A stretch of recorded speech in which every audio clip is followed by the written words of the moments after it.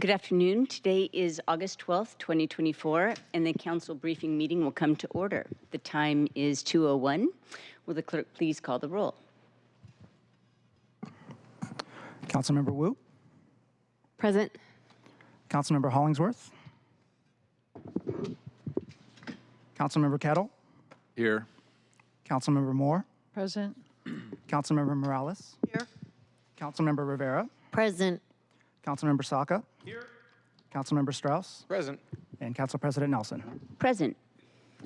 8 present. Thank you very much. So if there's no objection, the minutes of August 5th, 2024 will be adopted. Hearing none, the minutes are adopted. So colleagues, it is with profound sadness that I'm sure many of you share, that I must recognize the passing of dear and revered Tamara Murphy, who was the owner and chef of Terra Plata and Brasa, and who died yesterday of massive stroke. And the papers list her many accomplishments, among which are winning the James Beard Award in 1995, being named Best New Chef, competing on the Iron Chef, etc. And you can read her full list of trailblazing accomplishments there. But many of us appreciate her as just a warm and incredibly encouraging human being who just seemed to be always ready to encourage her colleagues in the world of hospitality and her friends and acquaintances whenever she was out and about. And when she wasn't at the restaurant, that's where she was. So I'll skip the awkward moment of silence and just say that my heart goes out to her lifelong, partner and Linda and their extended circle of really close friends and extended friends and also compatriots in the hospitality industry, and just say I'm really sorry for the loss, another loss to our city and to them and us all. All right. Today, we have one presentation.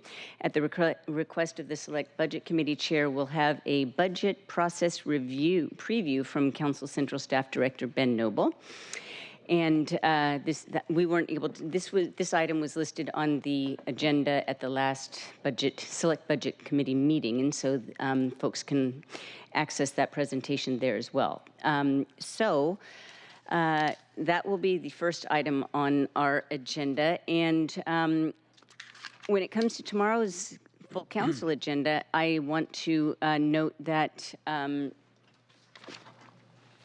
pause, let me back up. At the end of this meeting, after the round robin, we will convene in an executive session. And this follows last week's 7-1 vote with one abstention to postpone action on a resolution to place Initiative 137 on the ballot until potential legal questions can be addressed and answered. And that resolution had been scheduled for an accelerated vote in the August 6th City Council meeting to meet King County's August 6th deadline for the November election. Under the city charter, once the certificate of sufficiency from King County is filed by the city clerk, council has 45 days to either 1, adopt the measure directly, 2, send the measure to the voters, or 3, send the measure and an alternative to the voters. And that 45-day clock began on August 7th. And until then, the city charter requires council to consider initiatives at each city council meeting before taking action on other business. And we have to do that until we take final action, and that would be one of the 3 that I listed above. And so that's why you'll see Initiative 137 on tomorrow's agenda before the consent calendar, and it's listed as an info file as a placeholder. And this is consistent with the process we used in 2022 before sending Initiative 134, the approval voting initiative, to the ballot along with an alternative, and does not preclude a vote at any time. So if you'll recall, if you were around or watching what the proceedings were at that time, that initiative was listed on the agenda for 3 meetings before we finally voted. And so in case there is no confusion, I just want to note that it's not uncommon to take multiple weeks before acting. And as for last week, I just want to state for the record that given the timing of when the signatures were gathered and verified, we were faced with an extraordinarily expedited timeline to send the initiative to the November ballot. But we did try. Council took the unusual step of scheduling a vote on the resolution on the day it was introduced, before the 45-day countdown for council action had even begun. And council and public comment was limited so that the vote could occur in time for staff to get the results to King County elections before close of business. But when the question of potential legal issues arose during the meeting, 7 out of 9 of us felt that that further consideration was needed before proceeding. And it's our duty and our job to perform our due diligence. And as I believe Councilmember Kettle alluded to, we do not rush good governance.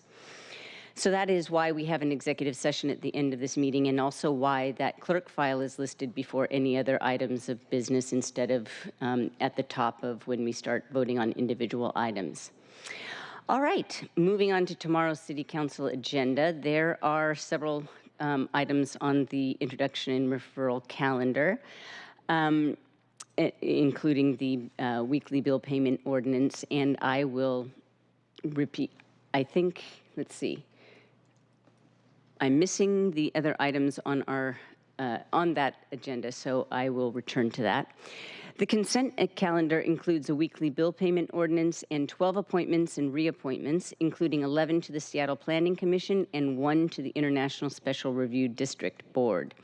And there are 5 pieces of legislation from individual committees. Resolution 32138, approving City Light's Integrated Resource Plan. Council Bill 120826, allowing SDOT to accept grants. A package of 3 budget-related bills, Council Bills 120811, 120812, and 120813, including the mid-year supplemental that we passed out of the Special Budget Committee last week. So, without further ado, I will ask Director Noble to begin his presentation. And because we do have an executive session, and I believe that there are some time constraints on certain council members, I would like to make sure that we allow him to get through his presentation before asking questions. And if there are many questions, maybe those can be asked on, offline. So, Director Noble, please proceed. Thank you very much. And again, I'm happy to answer questions at the end of this, but also happy to meet in your offices to discuss any of the details. And as we move into the budget process, we'll be chatting a good deal, if I had to guess. So, as described, this is just a first attempt to give you a sense of the budget process that will kick off really at the end of September. It's a big body of your work, and I think it is worth taking a few moments to get a sense of what it will look like. And I'm actually going to start by taking a couple steps back and talk at a pretty high level about your role and some of the legal constraints. And that might seem basic and even perhaps pedantic, but I actually think very important. As you move to exercise your power of the purse, you're going to find yourself rubbing up against the relationship and power between you and the executive, and you're going to run up against your relative authority with respect to the state. And so I think those things are worth at least noting and exploring a little bit. So, sorry, I'm going to figure out how to make this thing move down. I apologize. Outline there again, I'm going to start talking about roles and legal framework, talk about the budget development process, really from the executive as well as the council side, so you'll see the full year laid out. Again, gives you some sense of where you all fit in. And then really the meat of this is to talk about the fall budget process for council itself. In terms of legal framework, the calendar of the city's budget process is set out in state law. There's a RCW that relates to cities of more than 400,000, so us, if you will. And it specifies that the mayor has to deliver the budget 90 days before the end of the year, which by tradition has been the last full council meeting of September, so this year will be September 24th. You all then have 60 days to deliberate and to take final action, and we'll walk you through that calendar. The goal is that you will take final action I haven't done the counting, in something like 55 days before Thanksgiving. So not to the very last day of November, but that's essentially the timeline. And then there's 30 days essentially for the law to come into effect. From the state side, there are a couple additional constraints that are in the overall RCW that sets out this process. One is the most basic one, that the budget must be balanced, both the mayor's proposed budget and the final budget that you adopt. And when we say balanced, it is balanced against a revenue forecast. None of us can know today how much money the city will have in 2025. Truth is, we don't know how much money the city will end up with in 2024 either, as the year hasn't played out. So that you're balancing to that forecast, and so that forecast becomes really important. It's why you all got briefed at the last budget meeting about that forecast. It's also, I think, at the core why a couple of years ago, Council made the move to pull the revenue forecast function from the budget office and set it up as an independent entity, which, as you know, I had the opportunity to lead for a couple of years. But it's such an important piece. If you're balancing to that forecast, it matters a lot. And you'll see there'll be one more update that will impact this process. Additional constraint on you all is that there are a requirement for 2 public meetings, and those are already on the calendar as evening meetings. Beyond that, there aren't a whole lot of constraints with regard to the process from state law. There are, however, some additional constraints underlying that we'll talk about, and we'll talk about here. So first, though, I'm going to focus on really the power of the purse and your power to appropriate money. So no money gets spent in the city if you haven't approved it, and that's fundamentally what the budget process is all about. At the same time, there are constraints on that authority, and probably the most direct one that you all face on maybe a regular basis or occasional basis perhaps, is that you can't compel the executive to spend money. So you can allot money for a specific purpose, but if the executive chooses not to spend it on that purpose, it goes unspent. We'll talk in a minute about provisos that can further constrain things. But that becomes a rub, and in the end, in my actually now a couple decades in the city, I've rarely seen that kind of rub come to a real conflict, but it can. And it is also one of the reasons why having the executive and the legislative branches working, when possible, in collaboration makes sense. Not to push that too hard, if you will. In terms of those constraints, there are things that you can do to try to help push the executive and to make the power of the purse a little more strong. Provisos come to mind as some of the more forceful tools that you have. So in the example of that I was just pointing out, where you put money into a budget, and you perhaps are concerned that the executive might not be motivated to spend it, that they don't share that policy prerogative. One thing you can do is impose a proviso that says very clearly that if the mayor doesn't spend it on this, that he or she can't spend it on anything else. Which means that at the end of the year, it will remain available to spend the following year, but it isn't something they can deploy within the current year. And that clearly creates an extra incentive to comply with your request to spend. And I should have probably previewed this by saying, in general, and we'll get into this as we show you the budget in greater detail, when you appropriate money to the city departments, you do so in ways that give them significant flexibility, and really out of necessity, if you will, in that the day-to-day operations of the city are very hard to forecast, a year out or even a few months out. And so for instance, I'm going to randomly pick, SDOT has a budget that is divided into categories that we call budget control levels that describe a set of activities that can be done with the money that you have appropriated. And those descriptions are candidly pretty broad. They allow SDOT to do a lot of different things with a given allocation of money. And again, that's because within a given year, things are moving around a good deal, and you are all very busy, and trying to come back every time to ask for permission for some small adjustment isn't realistic. But the counter to that is for you to be able to do things like impose a proviso on the things that you really do care about. So we'll end up working with you and explaining those more as we go as well. But again, that's a place where the balance of power between you and the executive gets explored some, and you rub against perhaps in both directions a little bit. Another constraint is on actual revenues. So the city's taxing authority is largely set out in state law. So if you're interested in raising additional revenues in particular areas, we may well be constrained in terms of the ability to do that. As examples, and I'm not suggesting that you all were interested in exploring these things, but these are useful examples. You cannot unilaterally change the sales tax rate that is charged in the city. That is set in, the maximum rates are set in state code.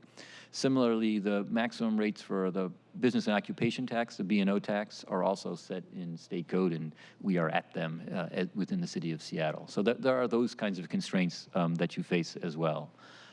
And we'll work with you and explore possibilities if you're interested on the revenue side, but know that it's not with complete freedom as we work in that space. And then this last one I think is also very important to emphasize, particularly in the context of the budget. There's a state constitutional prohibition on the gift of public funds. So that constrains the city's ability to give money to individual organizations and entities. I'm going to use sort of a counterexample to make this point. During COVID, the city helped administer a good deal of money that was directed to small businesses and to help them manage that process. And that was targeted ultimately we were writing checks to individual businesses. You might ask, how was that possible, Ben? You just told me I couldn't do that. The answer is it was with federal money. So we were using the COVID dollars to do that because we faced this constraint that we couldn't use any money that was the city's money, if you will, or that was state money. It's a state prohibition. So that's, during the budget process, you will receive requests from, I'm suspecting individually, lots of folks who are looking for support for really good causes and to address really impending and difficult issues. But you do face this constraint. There are some opportunities to direct money towards specific purposes that are perhaps realistically only going to be delivered by certain entities, so you can get close to this, if you will, and we can work with you on that. But underlying it is this state prohibition. You'll see, if you look at old budget documents, references to the fact that the executives requested to develop an agreement for public services that would address whatever particular issue that was of interest. So again, an important constraint on your activities. Skipping out, just talk a little bit about the budget process. And this is really just as background for you, that you will significantly engage the budget sort of full-time, if you will, for better part of October and November. On the executive side, work has been underway really, this says March in some ways, since February. Again, I, for several years, managed this process on the other side. So through the first part of the year, departments are responding to CBO direction about potential changes to the budget. This year, those changes focused on reductions, given the scale of the deficit. But I can assure you, departments will have brought forward proposals for increases as well, because they will have identified some essential need that they need to be addressed. In June, July, and August, particularly in July and August, those materials are collected and brought forward to the mayor, first to the mayor's executive team, and then to the mayor to make decisions. It's usually done in two waves, one in July, ahead of the revenue forecast, where preliminary decisions are made, and then a second round just about now, after the revenue forecast has been delivered, because the mayor's proposed budget will be balanced to the revenue forecast you saw last week. So they are now in a position to make final decisions. All the information on the revenue side that will be available to them is now available. Budget is then transmitted to you late September, and then your review process begins. And that's now, the remainder of this presentation is to focus on that part of the process. This is the calendar. We've circulated this, just updated it slightly to provide an additional part of a day for developing potential amendments. But rather than focus on the calendar, I want to approach this by really talking you through what's going on over the course of that calendar. And bottom line, I'm going to describe essentially 6 steps within the process that will begin. Step 1 is really the delivery of the budget. Steps 2, 3, and 4 are your deliberations, and we'll go through some detail about that. And then step 5 is your final action. So again, I'll say a little bit more about each of these. Step 1 is the mayor delivering his proposed budget, which again will happen on the 24th. One thing I want to highlight is that you will get a budget document, and it is not the most narratively engaging document. It's much more technical than it is descriptive. There are some sections at the front end. There's an introduction that really describes, I used to write it, describes kind of what the overall perspective of the mayor on the budget and at a high level what changes have been made. But then it goes department by department, and the details there are sometimes difficult to track. We will help you do that. But it's not the only thing we get. We also get the materials that were used on the executive side to develop the budget. So until the 24th, the work that the executive is doing is a deliberative process and therefore not public. Once they deliver the budget to you, that deliberative process exemption ends. And so we have access to the materials that they were using in processing. The thrust of this, and potentially most importantly this year, is that you will see the departments will have submitted a range of proposed adds and cuts. One thinks this year particularly heavy on the cut side. Only some subset of those will have made it into the final budget, presumably for good reasons. Some of those cuts will be difficult and potentially unpleasant. But you will be able to see what they were, both the ones that were accepted and the ones that were rejected. And we will be able to work with you whether there's interest in exploring some of those, for instance, that were rejected. So it's more than just the budget document that we get at that point. We, on the central staff side, are actually right now this week preparing some initial questions that we will deliver now, and the answers to those will come back to us as the budget is delivered, essentially giving us a jump start on that process. So we're already lining up for that. And there is a formality about, in order to manage that give and take, because we are sending over lots of questions. We are working on a protocol where they try to turn them around quickly. We are going to ask you not to pick up the phone or drop into your email and zap off a question to your favorite department head, but rather to work through us to the extent possible so that we are able to manage the flow of information to the executives collectively and the flow back to us collectively.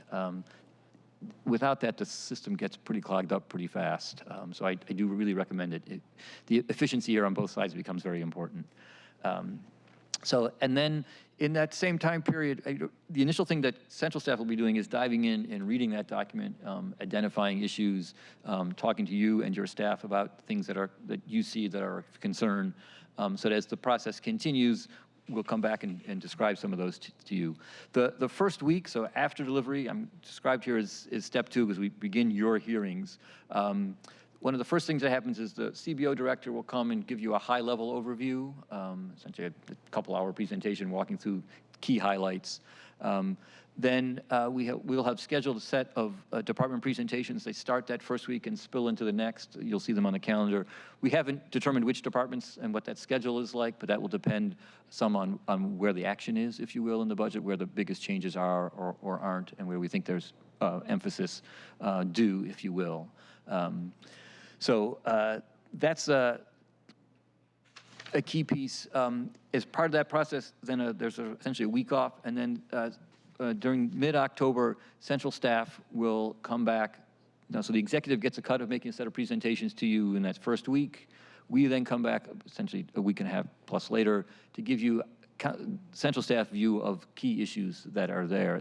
Those may include some that the executive identified. It may include some that central staff, having reviewed the budget, have identified, and may also reflect conversations with you about some of the key concerns or issues or opportunities, whatever those things might be, that you have noted and think would be of value for your colleagues to be aware as well. So that's essentially a discussion of the issues and getting a lay of the land. I would describe that, in my experience, and painful a lot of it, is that I don't know if it's peeling an onion or, as I like to joke, it said on my second grade report card, student benefits from repetition of material. As you read the budget once and then read it again and then read it again, you slowly start to pick up what's going on, and that's a natural process. So it's over the course of the first couple of weeks, even to the third week, you start to really get your hand, speaking at least for myself, really get your handle on what's there. And that's natural and to be expected. And part of that process will be what central staff brings you during these presentations. A critical thing that happens in that same mid-October timeframe is the revenue forecast update. And that's really in some ways where this second step meaningfully ends, because that then marks a shift. So we've been discussing with you at that point what's in the mayor's proposed budget, what changes you might or might not be interested in. And then we get this revenue forecast that will in some ways force your hand one way or another, in the sense, well, maybe that's the wrong expression. It creates opportunities or challenges. If the revenue forecast is an update that increases the revenues available, that creates opportunities, because you will undoubtedly have priorities that were not included in the mayor's budget, or there'll be cuts that, if other things being equal, you could avoid, you would want to. Alternatively, if the revenue forecast is a downgrade, there's a reduction, then the mayor's budget is out of balance and needs to be rebalanced. So, and that's something we will learn in that week, and it leads to the next big step, which is the chair presenting a balancing package. Depending on which way the revenue forecast goes, the opportunity to reset, or the obligation to reset essentially the base budget from which changes will be made through your amendment process. So that's the approach that's been taken for the last few years, and what we are planning this year. The idea is that it will be presented again here at the end, essentially basically the end of October, again informed by the revenue forecast that will have arrived about 10 or 12 days before. So a narrow window there to reflect those changes and to make recommendations on that front. And the chair will, in developing that balancing package, be informed by the issue identification and discussions that central staff has brought to you, and by conversations with each of you individually as well. So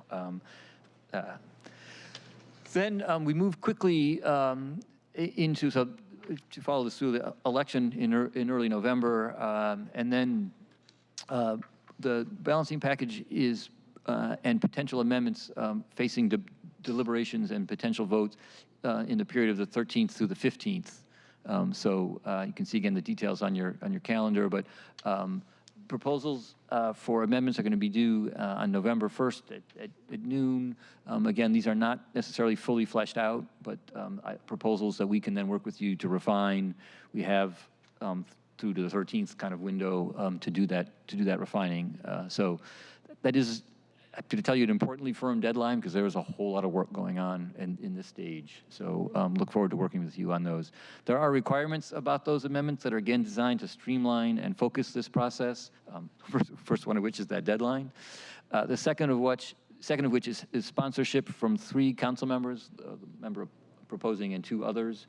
Again, the goal here is not per se to limit your options, but rather to focus them realistically, or focus them on issues that are realistically going to move forward. And ultimately, that would require as many as 5 votes. So that's the notion there. And the others, they have to be self-balanced, because we will then have the chair's proposal. The chair's balancing package will be balanced, hence the name. So variations from that will need to have offsetting. If it's an expenditure, we need to have offsetting revenues or an offsetting reduction. And again, central staff will work with you on that. I highlighted that you will have information about reductions that were proposed but not taken, so there are meaningful opportunities there to find a self-balancing proposal. And as you can see, we'll be working, and we're going to offer not only this training, but further in trainings with your legislative assistants, so they are heavily engaged in this process as well, helping you develop proposals and working with us to make them come to fruition, if you will.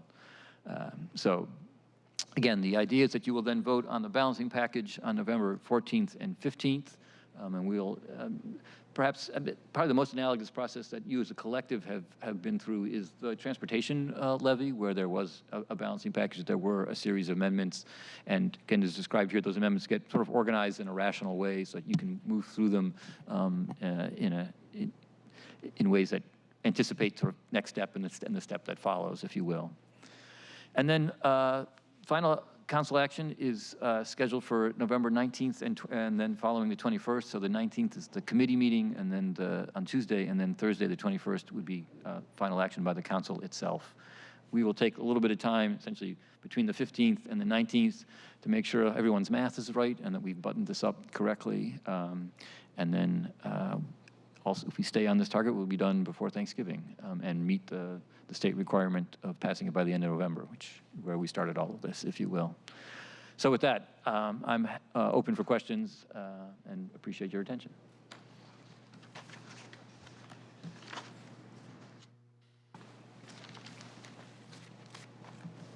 Council President. Go ahead. Am I recognized? Yes. Thank you.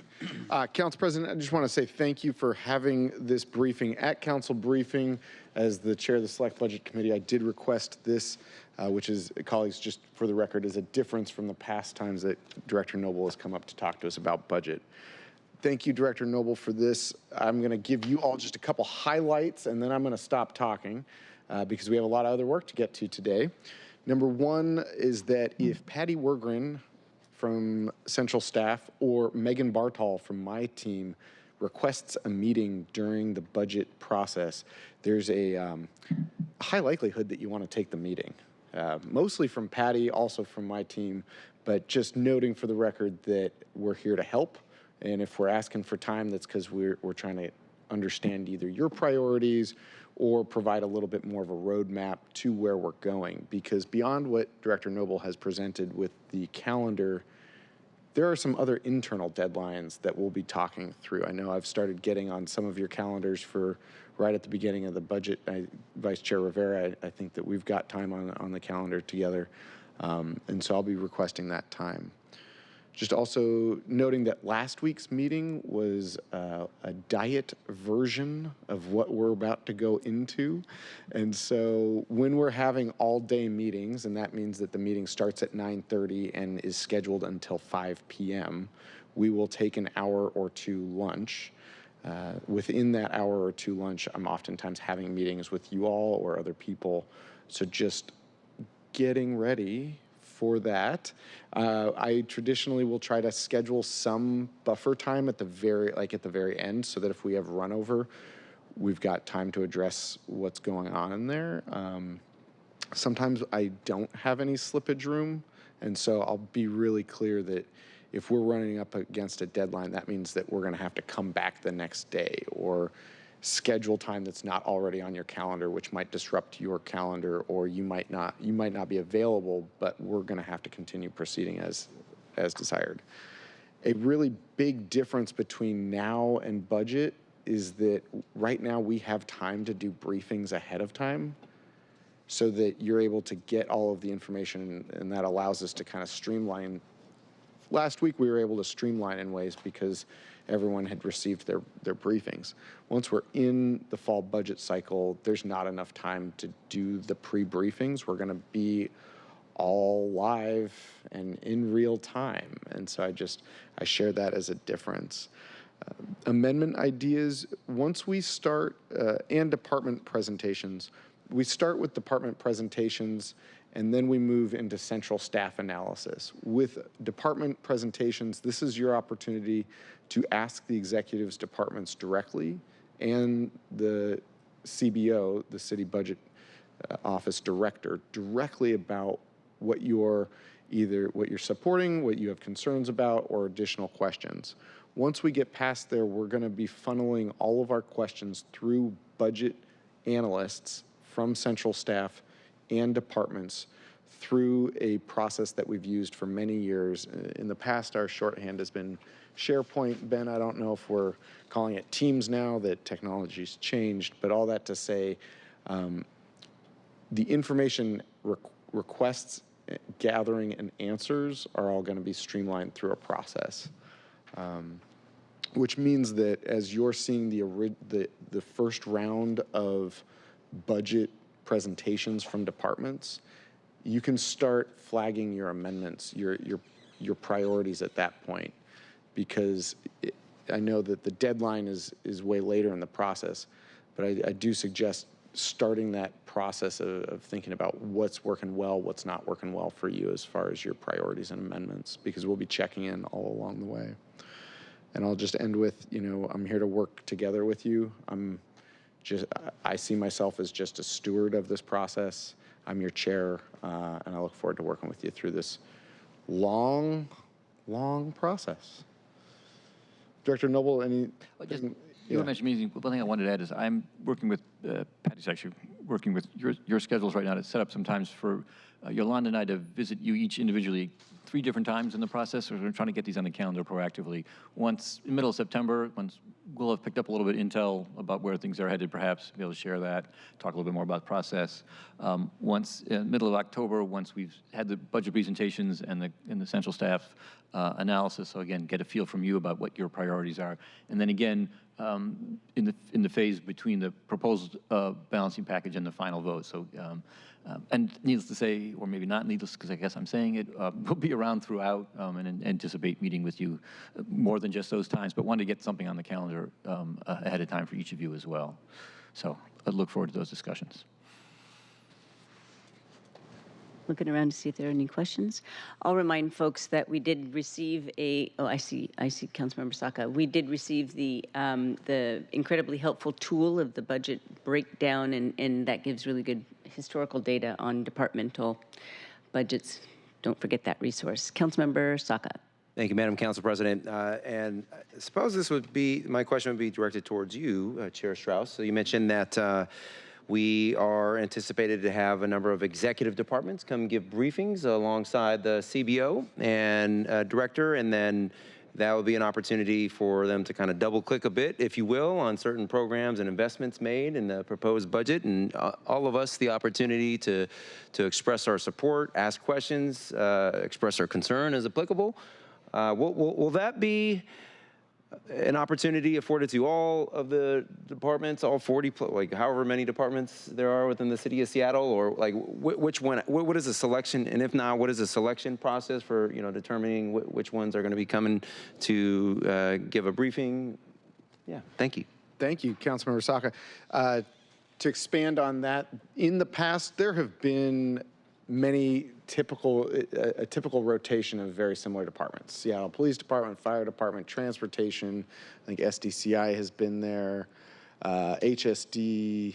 This is all just off the top of my head, by the way. We do have a list. There have also, and we've got a list from how it's been done in the past, and we're likely going to stick pretty closely to that schedule. And so we can double click on those, but if you need to right click on a department that's not there, that's where we are able to use central staff who's working with their budget analysts, both in CBO and in that department, to ask those questions. And that's part of why we utilize central staff in that way, because if 5 of us up here on the dais have the same question, and if our 5 offices reach out to that budget officer individually, it creates a lot of headache, which is why we streamline it through central staff and through their SharePoint program.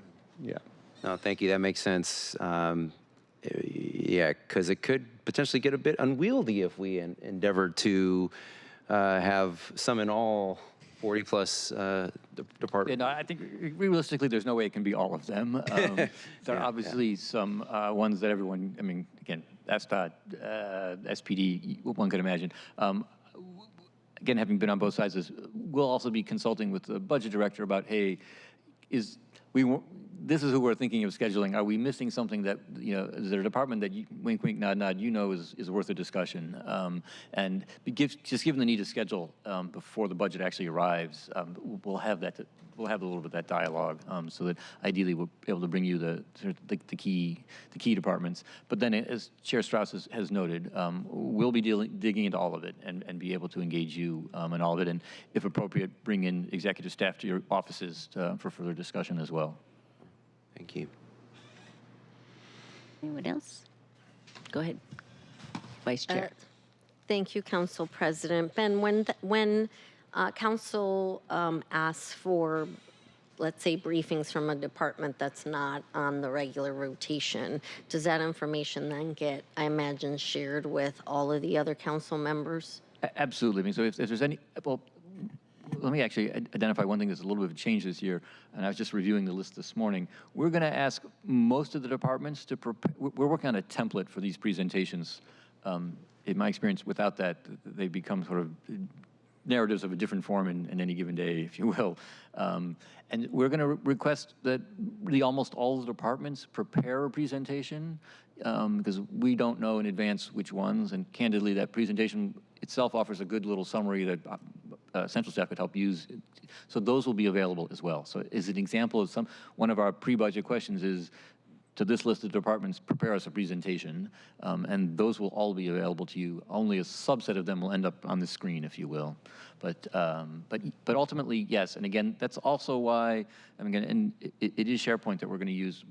All the questions and all the answers will be available to everybody, essentially. And I would highlight that that is deliberative process as well while you are conducting your review. So that Q&A will be available to all of you, but not available to the public till after the process is over. That is intentional, allows you to do some level of deliberation and ask questions as you choose before, yeah, I'll leave it at that.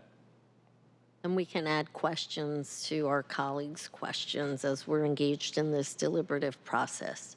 Yeah, and to be clear too, we will be taking notes as you pose questions while we're in open session, and those will get added.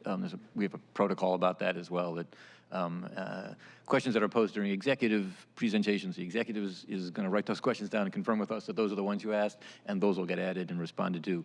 When we're doing presentations, we're the ones keeping track of the questions. But again, my mantra for central staff is fully informed decision-making, and that is across the board for all of you. And we will be, the challenge here, candidly, will be the volume of information and finding, and it is for us too, is where to focus. It's, looking at those calendars, this is maybe just an unfair quip, but the executive takes a better part of 8 to 10 months to develop, 8 months to develop the budget, and you've got 2 to process it. And it is harder to build it than to process, but still, it's a tremendous volume of information.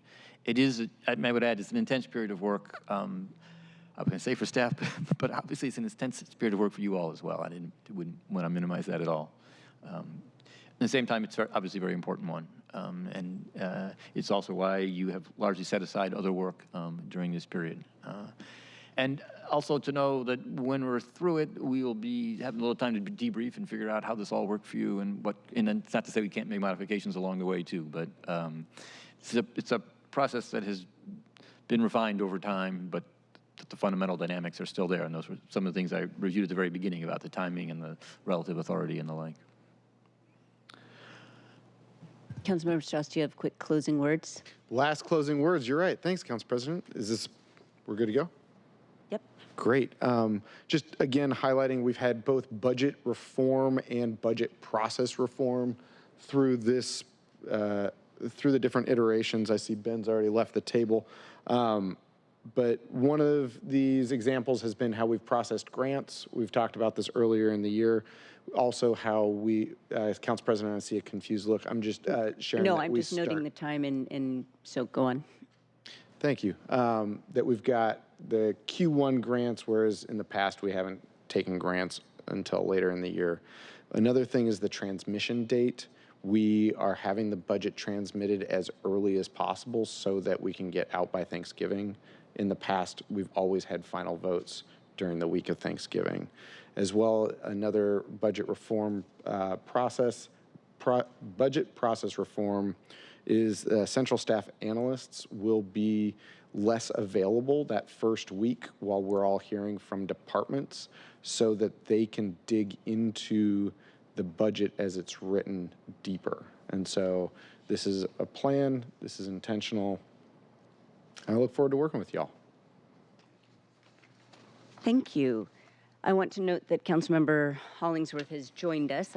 I saw her there for several moments ago, so thank you very much for joining. And sorry I didn't call you sooner. While I was beginning the meeting, the IRC came out, the introduction and referral calendar, so I will quickly go through the items on that before continuing with the round robin. Let's see. Pulling it up. Okay, I noted that we have the weekly bill payment ordinance. We also have 10 appointments and reappointments, 4 to the Domestic Worker Standards Board, 6 to the Seattle Center Advisory Commission. Council Bill 120839, adopting the Seattle Fire Code. Council Bill 120840, allowing electric vehicle charging stations to sub-meter electricity. And Resolution 32144, adopting the Office of Sustainability and Environment's 2024 Food Action Plan, excuse me. So with that, we will proceed now with our preview of council actions, and this week's roll call starts with Councilmember Wu. Please go ahead. Thank you. So some highlights from our last week include a meeting with the National Asian Pacific Islander American Heritage Forum. This forum is taking place in September with participants from all over the U.S. With a focus on historic preservation. As we all know, the CID, Chinatown International District neighborhood, was recently listed as one of the National Trust for Historic Preservation's 11 most endangered places. So I'm looking forward to this forum and making meaningful connections in the API diaspora throughout the Northwest. I also attended the roll call in the South Precinct with Councilmember Saka and engaged with the officers on the kinds of challenges they face. And also talking with officers about youth opportunities and building new officer capacity by expanding social services to uplift public safety and help the officers feel supported. Last week was also National Night Out. We went to 3 locations, started with the Chinatown International District. I go to that one every single year. We also went to Roanoke Park neighborhood on Capitol Hill and went to the Roosevelt neighborhood National Night Out. It was great to see so many people out and celebrating, and also so many organizations that were present at these night outs. On Thursday evening, Councilmember Strauss and I attended the Seattle Chinese Garden Bamboo Circle at the Chinese Gardens. After joining the delegation in our sister city, it was great to have a little mini reunion and to learn about the efforts ongoing and the plan to expand the gardens. As for the committee updates, this week, the Sustainability City Light and Arts and Culture Committee we'll hear from Seattle City Light on 3 items for possible votes. The first is the wholesale energy risk management resolution. We've been looking at that for a couple of months now. Then we're going to take a look at the 2025-2030 strategic plan update and have a robust discussion and hopefully be able to move it through before council recess. And we're also amending the Seattle Municipal Code to authorize EV charging stations to sub-meter electricity. And if there are no further questions, I will pass this to Councilmember Hollingsworth. Thank you, Councilmember Wu. Hello to my colleagues. Sorry, I wish I could be there in person, but I had a community meeting that was important that I was holding. Parks Utilities Technology meeting will be Wednesday, August 14th at 2 p.m. On the agenda, we have a very heavy agenda. So we have our CTO confirmation with Director Rob Lloyd. We also have our Seattle Center Advisory Commission with appointments and reappointments. We also have possible vote on the resolution for SPU for their strategic plan. We also have a possible vote on the drainage services ordinance and wastewater as well, and the Parks and Recreation Leschi Mirage ordinance as well. So we have a heavy agenda for this Wednesday, August 14th at 2 p.m.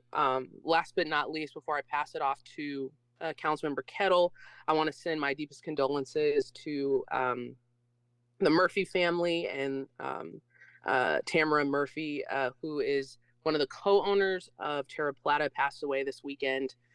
She, phenomenal chef. Her and her partner, Linda DeLello Morton, just have given so much to our community, especially in Capitol Hill, especially LGBTQIA community and the GSBA. Just their commitment to small businesses in Seattle and their love for our city is huge. And it's a big loss to lose Tamara. She was a James Beard Award winner for a chef and just even a better person. So definitely wanted to send my condolences to them. I know a lot of people in the restaurant industry and on Capitol Hill are really hurting today, and just wanted to mention that. And if there's not any questions, I will pass it off to Councilmember Kettle. Thank you, Councilmember Hollingsworth. Appreciate the handoff online, virtually. Thank you. This week, colleagues, we have our Public Safety Committee meeting tomorrow morning at 9:30 a.m. Two main items on the agenda are the Stay Out of Drug Area Bill and also Stay Out of Area Prostitution Bill. Those two bills will have their first hearing tomorrow. This week as well, today, met with CPC, Commissioner Merkel. Thursday, we have the Seattle Fire swearing-in ceremony, which is going to be held here at Bertha Knight Landis on the Govey side. Separately, today met with IBEW 77, great meeting with them, along with the Muckleshoot Intergovernmental Affairs Director, Edna Shim, which was a very productive meeting to have. Also this week, I have Housing Our Neighbors tomorrow, along with the Seattle LGBTQ Commission tomorrow. And then Wednesday, Real Change. Also on Wednesday, the Washington Youth Alliance. Thursday will be People Power Washington and United Way and the Housing Development Consortium. And then Friday will be the Pike Place Market Sunset event going on this week. For last week, really happy to visit Fire Station 5 last Monday, a week ago today. Fantastic opportunity to meet with them and see the capabilities that they have there on the waterfront, to include on the maritime side. And then Tuesday, I had a walk through the RTCC, the Real-Time Crime Center. Also participated in Night Out. Thank you, Councilmember Wu, for highlighting that. It's very important. It's an SBD crime prevention program initially, and it's a great way for neighbors to come out and look out for each other. Wednesday, I had a great event with the Washington State Ferries where I went over to Bremerton, up on the bridge and on the way back in the engine room. And it was an opportunity to bring veterans together to see about what job opportunities that they may have with Washington State Ferry. So basically, it was a recruitment pitch to bring veterans into the Washington State Ferry system. And as you know, Washington State Ferries, much like the King County Correctional Facility and Seattle Police Department, is also having staffing shortages. So it was a great opportunity to bring veterans who are interested in this. So there was a lot of Coast Guard, some Navy, even an Army guy or two. So it was a good opportunity for everybody involved. Last Thursday, met with OIG, Inspector General Judge, which was really important. And Friday, I was signed up, but I had a family matter. So my team, I just want to highlight thank you to my team for subbing in for me related to support for the Obliteride and the tour of Sound Foundations Northwest. I will be doing that tour separately for Sound Foundations Northwest. But on Friday, my team came through for me as I was had a family member that I couldn't attend those events. And finally, I thank Council President for agreeing and adding the executive session that we're about to go into later this meeting. Thank you. And now over to Councilmember Moore. Hey, thank you, Councilmember Kettle. So on tomorrow's full agenda, there are no items from the Housing and Human Services Committee. The next meeting of the Housing and Human Services Committee is this Wednesday. We have 3 items on the agenda. The first is legislation to extend the sunset date for the multifamily tax exemption credit by 3 months. Office of Housing is still engaged in a deep dive in an analysis of the MFTE program and needs some additional time. And so this legislation to extend by 3 months is up for possible vote. If you have any questions, please reach out to Tracy Ratzliff on central staff.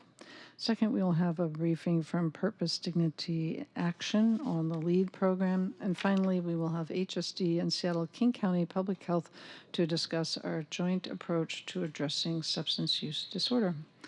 If there are no questions, I'll turn it over to Councilmember Morales. Okay. Thank you. Good afternoon, colleagues. I want to also acknowledge the loss of Tamara Murphy and also Wayne Johnson, another important chef here in Seattle, who worked for Fair Start for a very long time. Some of you may know that before becoming a council member, I had a consulting business called Urban Food Link, focusing on food insecurity and the local food economy. So I worked closely with a lot of the organizations that really support our local farmers, farm-to-table movement, local food economy, and the workforce development that programs like Fair Start did. So I'm really want to send condolences out to both of their families and communities because in their own ways, their different ways, they contributed so much to sustainable food in Seattle and really supporting Pacific Northwest farmers and food producers. So condolences to their families and their communities. Before I give my committee and department update, I do want to address directly some of the issues that we have been talking about regarding public engagement and public comment. We all send information to our constituents about the legislation that's coming before council. And I will say that as a council member representing South Seattle, it's critical that I let my constituents know what's happening, especially if there's legislation that would directly impact them. We're the only district that is made up with a majority of Black and Brown community members, immigrants, and it is important to me as their elected representative that I let them know when there's legislation coming that might impact them. So I will continue to send my constituents emails on upcoming legislation because they deserve to know and deserve the opportunity to provide comment before City Council. That is part of what it means to be an elected official, is to serve your constituents in that way and ensure that they have a voice. So I will say I cannot control how they respond or how they show up here in council, but it is my job to make sure they know that there's legislation coming. So I'll continue sending action alerts and will continue to inform them about legislation coming. As far as the Land Use Committee, there are 12 items from the committee on tomorrow's full council agenda. Council President mentioned the appointments to the Seattle Planning Commission. They were passed out of the Land Use Committee unanimously with a recommendation for approval. The next Land Use Committee would normally be on August 21st, but that meeting's been canceled due to council recess. So we will meet again on September 4th. At this point, we're anticipating 5 items. It will be a pretty full agenda. We also will have 4 public hearings. Just a warning to Land Use Committee members, please be prepared for perhaps an extra half hour or maybe even full hour meeting. I'm hoping we can not have it that long, but just in case. The things we will be hearing, potentially hearing, include Council Bill 120823. This is omnibus land use legislation. This is a technical bill that just updates typographical errors, corrects incorrect references to sections, that sort of thing. And it normally does come before City Council on an annual basis. To make these small administrative changes. We will be having a public hearing on that bill. Council Bill 120824 is design review exemptions. I am hoping that we have that scheduled for a public hearing. That one is potentially still slated for a later committee meeting, but that bill amends the land use code for an interim 3-year period to exempt new development proposals from the design review process if they consist of housing, hotels, or research and development uses. This is part of the mayor's downtown activation plan. Council Bill 120832 is construction code updates. We already received a briefing on this in the previous land use committee meeting. My hope is to have at least 2 more briefings before we vote on it. If we run out of time this year, we will have just a second briefing and discussion and vote before we begin the budget process. Council Bill 120822 is a co-living housing congregate residence bill. This bill implements changes to co-living as required by Washington State House Bill 1998 from the 2024 legislative session. This bill requires that development regulations be updated to take effect no later than December 31st, 2025. And our land use code regulates co-living housing under congregate residence land use category. This legislation will make several changes to the land use code to remove restrictions or limitations on congregate residences. And then finally, Council Bill 120833 is the Living Building Amendment. This legislation clarifies and improves the function of the Living Building Pilot Program and clarifies that projects in the program can use height bonuses to exceed 145 feet regardless of the lot size in downtown mixed residential, in the downtown mixed residential zone. So there's a lot coming through the Land Use Committee. There are several state bills that have to be implemented at the city level in over the next 12 months. And so we are on a timeline between budget and between the comprehensive plan that we'll be doing next year. There's a lot of things that we have to get completed to abide by state rules as well. So just a heads up to everybody on the Land Use Committee that there's a lot coming down. And then finally, last week, I attended several events in the community. I spoke on a panel at the hosted by the Housing Development Consortium, Crescent Collaborative, Case 21, FutureWise, and Puget Sound Sage at the Rainier Arts Center in my district. A lot of conversation about how to support, particularly support Black home ownership and support homeowners to be able to stay in their homes. I also, and I want to thank OPCD for sitting on that panel with me. I also hosted my monthly in-district office hours in the CID. Saturday was packed with the Hillman City Block Party and Celebrate Little Saigon events. It was also the day of my Build the City event at the King Street Station Plaza. I was really excited that we were able to activate the plaza with live music by youth musicians from Totem Star. We were able to provide small stipends for 4 young artists to perform. We also had the Office of Emergency Management, SDOT, DON, HSD, and OPCD tabling at the event alongside with Bumbershoot. We had a Lego activity hosted by Mohai and an interactive art activity with local artist Michaela Wary. So that was a great, warm, sunny day out on the plaza. Yesterday, we had the annual Othello Park International Festival. This week, I'll be touring a housing co-op in South Seattle with Leah Martin of Allied 8 Architects. Wednesday, I'll be tabling at the Columbia City Farmers Market for some in-district office hours. And finally, on Saturday, I'm joining a play day for diversity and inclusion in pickleball. I haven't played it yet, but I will be at the Rainier Beach pickleball and tennis courts, so wish me luck. A few years ago now, my office was able to secure some money for increasing some pickleball courts across the city. So it's exciting that we're finally seeing this come into action. That's all I have. If there are questions, I will find the Zoom. Okay, I'll hand it off to Councilmember Rivera. Thank you. Last Thursday, I chaired the Libraries, Education, and Neighborhoods Committee. We had a presentation from the Department of Education and Early Learning on the Families Education Preschool and Promise Levy outcomes. Some takeaways were that the levy has had positive outcomes for the Seattle Preschool Program and the Seattle Promise programs. The takeaway for the K through 12 program space was not as positive. The evaluation that was done showed students are making progress in the math space, but not in the ELA space.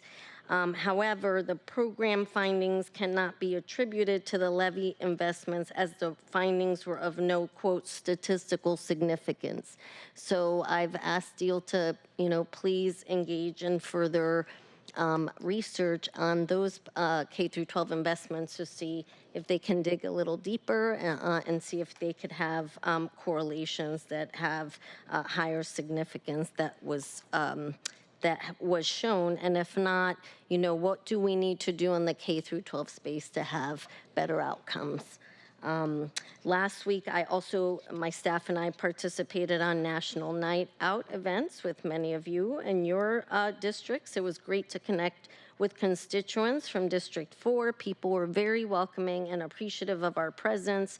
The prevailing concerns we hear about were related to public safety, both crime as well as graffiti and things of that nature, businesses that have closed, et cetera.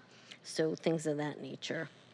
I also met last week with Director Nathan Torgelson from the Seattle Department of Construction and Inspection on our regular check-in. And one thing that we discussed was how do we support the preservation of Seattle's tree canopy across the city, particularly in our neighborhoods that are particularly underserved and where we see that we need more tree canopy. How do we engage in an education focus where we can let folks know how they can report if they see a tree being harmed, for instance. A lot of folks don't know what to do. So what can we do to educate the public to make sure that we are supporting old growth trees in our neighborhoods across the city? So we engaged in an interesting conversation about and exploring some creative ways that we can educate folks on that front.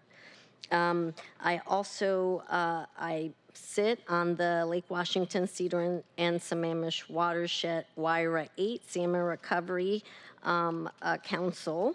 The current WIRA 8 interlocal agreement between 29 local government partners was created for the purpose of salmon habitat protection and restoring planning, and that is up for renewal. So I'm engaged in that process to renew that ILA with those partners.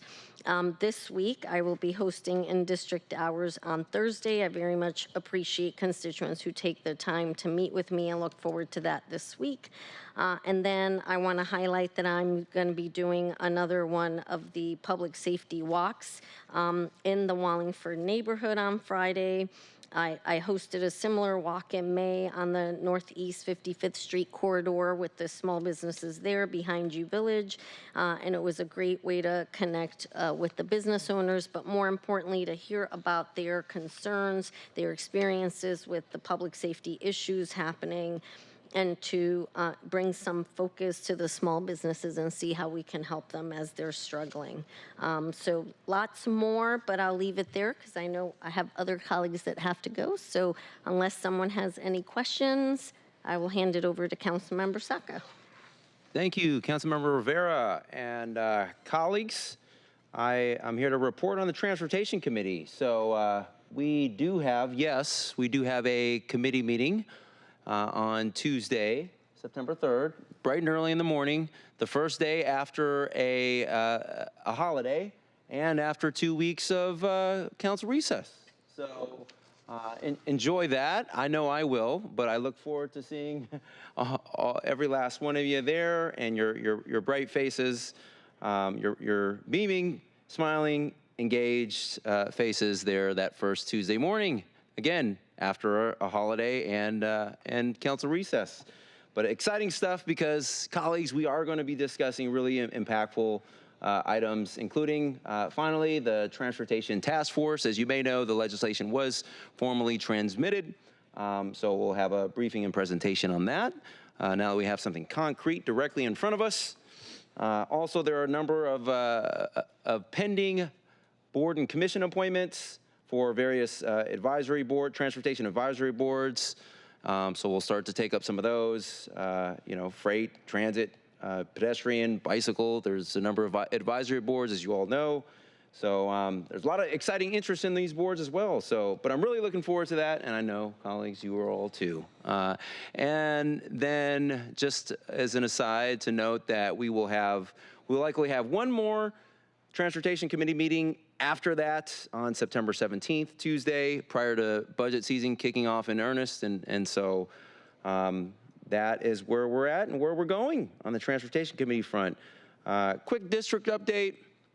Want to share and acknowledge the great work from our colleagues and the workers at the Seattle Department of Transportation.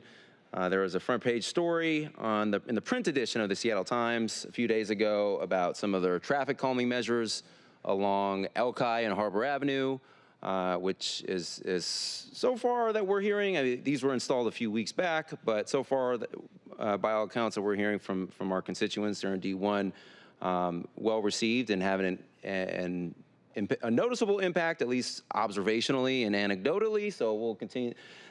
Rolling out these kind of things is something we'll want to continue to kind of monitor and track and make sure they're having their intended purpose. But I do know this is among other safety improvements in that area, this is something that the residents themselves demanded loud and clear. So thank you to the residents of Harbor Avenue and Elki and our partners at SDOT and the mayor's office for bringing that to life.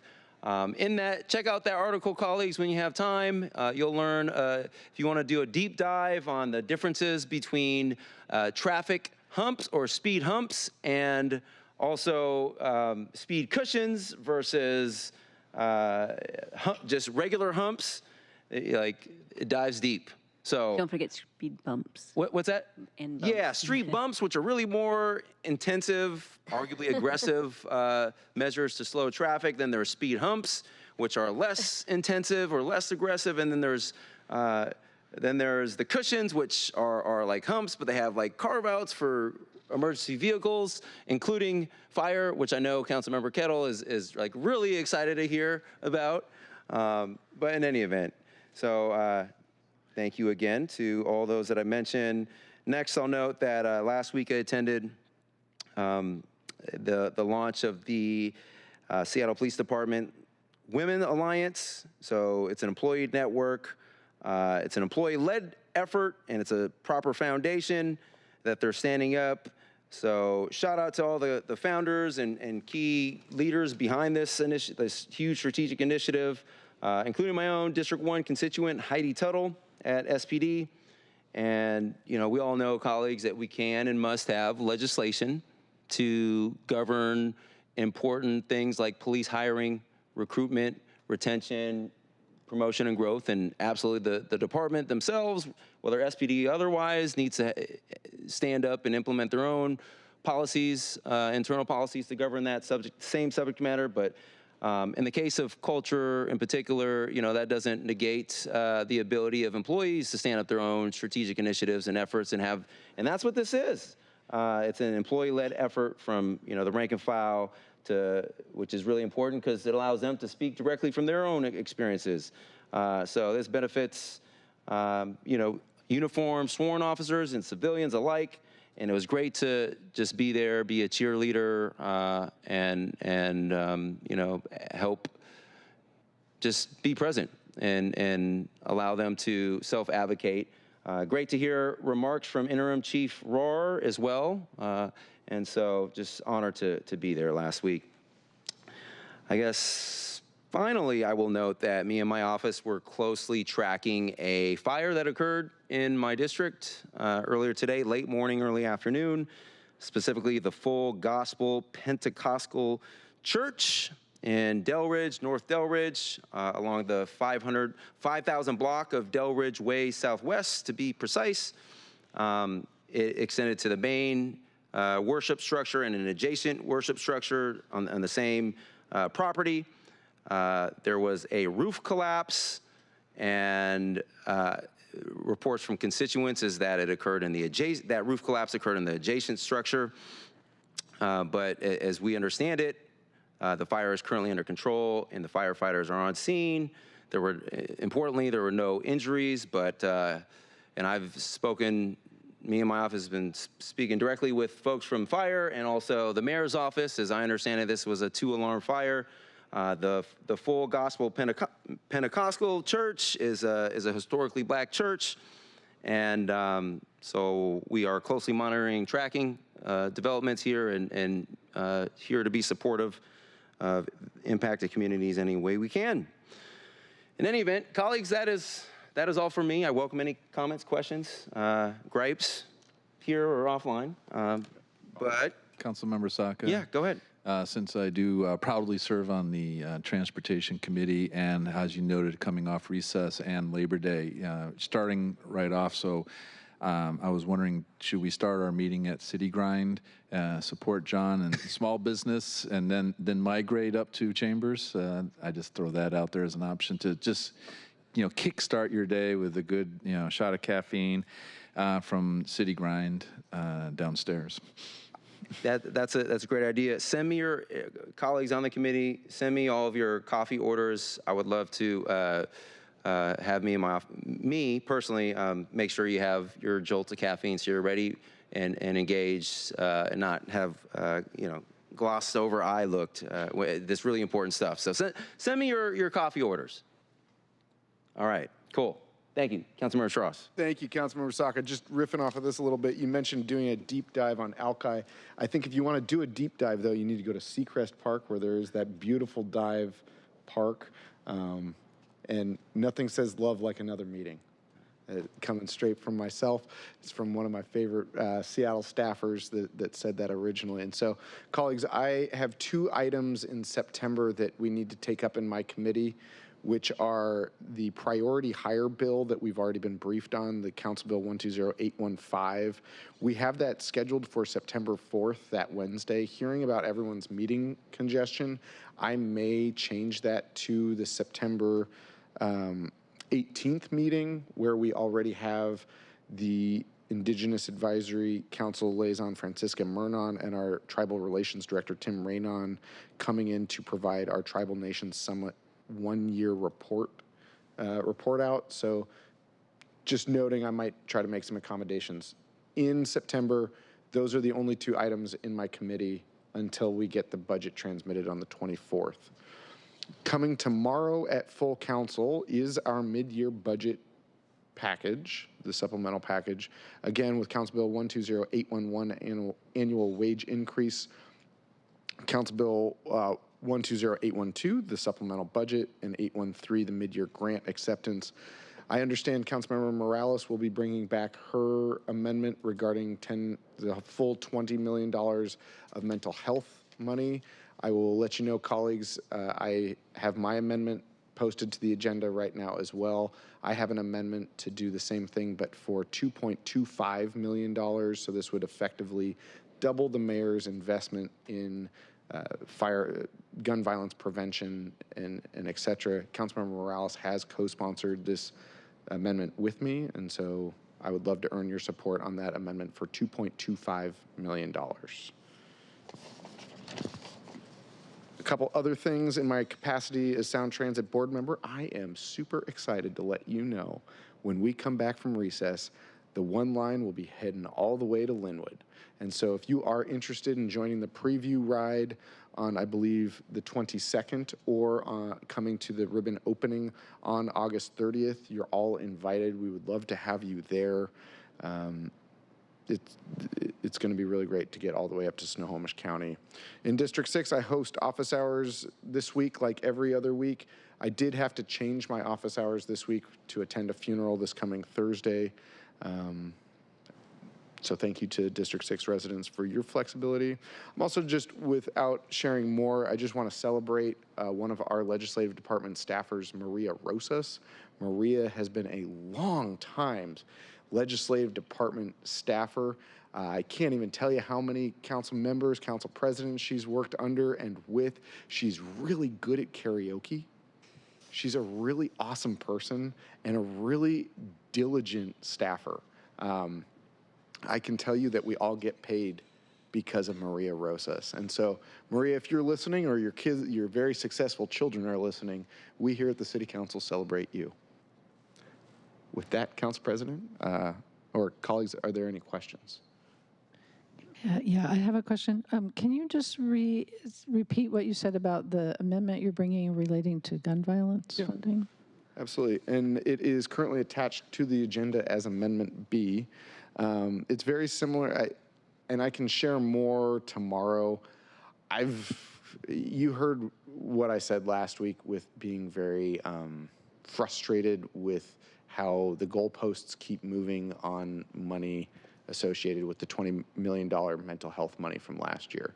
That frustration remains. And what we have right now is a real need to address some of the gun violence that's occurring. And so within this amendment, I would be doubling what the mayor has proposed for gun violence prevention work. It is for me, it's really unclear. When we asked, and I've asked since then, how much more could you implement with an additional $10 million? And the answer is unclear. I mean, we've seen the executive work really hard in the last 7 months to figure out a plan on how to implement a whole new program, right? And they've done a very good job. And what was very clear to me is that another $10 million might not be able to be implemented. But when I really pushed him really hard and saying, can we at least double this gun violence prevention money from $2 million to $4 million? The answer was, I think we can do something. And so there's more. I'm still a little bit skeptical, just really honestly here, that everything can be used perfectly. But the moment is now that we really do have to act. I mean, the shootings that have happened last year, the shootings that happened last week, we can't wait another day. And I think we can double their budget within the gun violence prevention work. But doing a full another $10 million on top of that, I still have a lot of concerns. Thank you for the clarification. Appreciate it. Absolutely. Actually, I have a question about that. So we're just hearing about this today, obviously.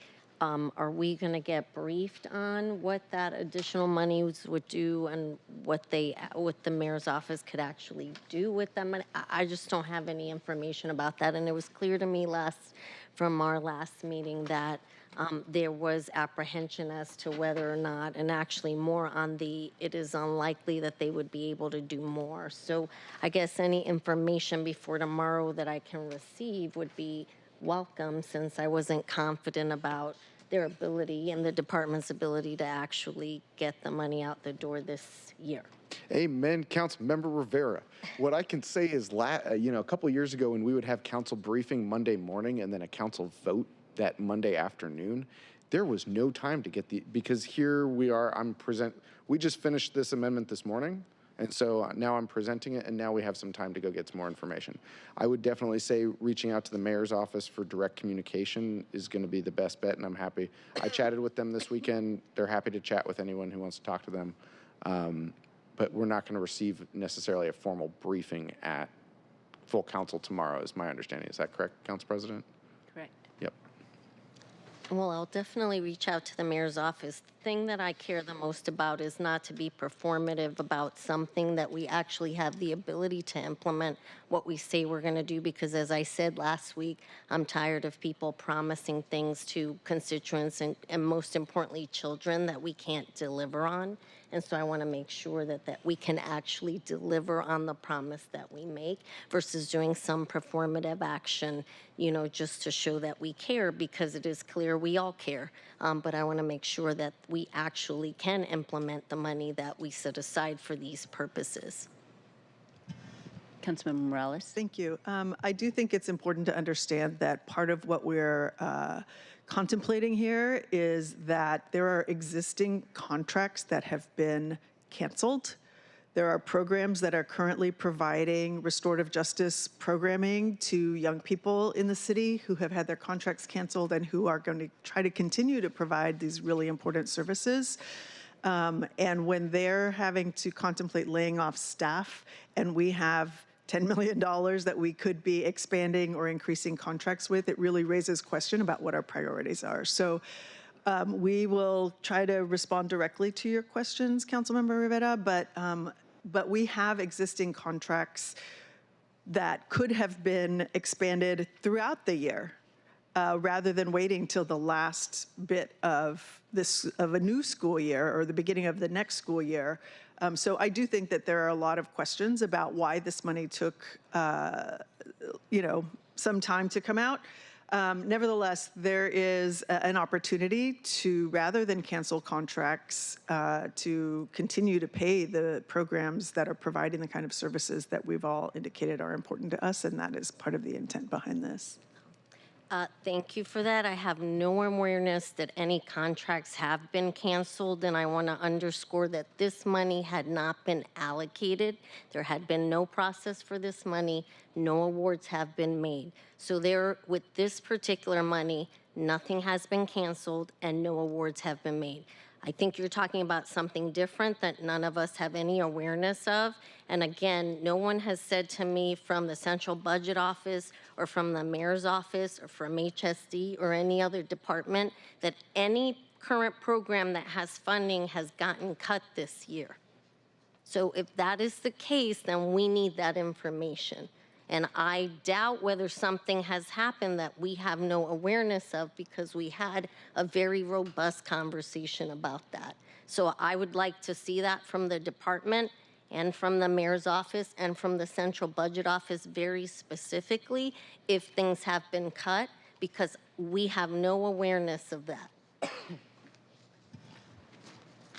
Maybe maybe HSD or the mayor's office or someone can provide that information before council tomorrow. I don't know, to clear up confusion.